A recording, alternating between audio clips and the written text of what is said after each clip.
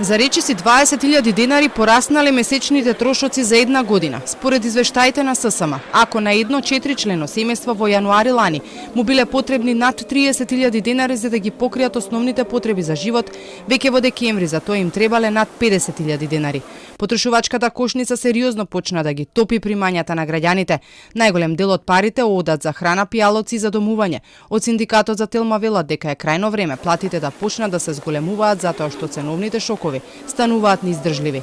Покрај зголемувањето на платите кое е неминовно за да се помогне на граѓаните, државата и владата мора да спречи раст на цените на основните животни продукти, да води сметка за спроведување на мерките кои се веќе донесени и да не дозволува профитерството од страна на одредени газди со цел да обезбеди стабилност на домашната економија и при тоа да се заштитат најранливите категории на граѓани и работниците и да се обезбеди правилна распределба на средствата и фискална консолидација.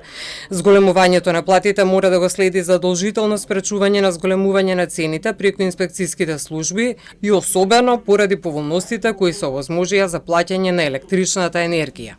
Вчера и статистика излезе со податок дека 2022 година се заврши со инфлација од над 14%.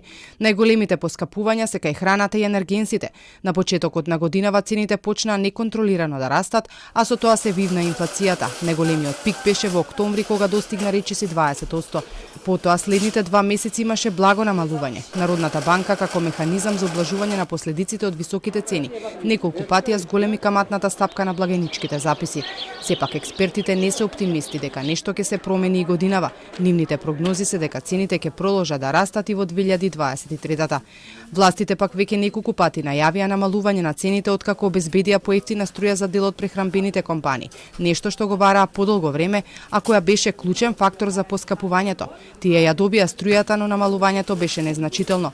Цените останаа високи за време на новогодишните празници. Сега пак компаниите по големи поевтинувања најавуваат за до крајот на месецов.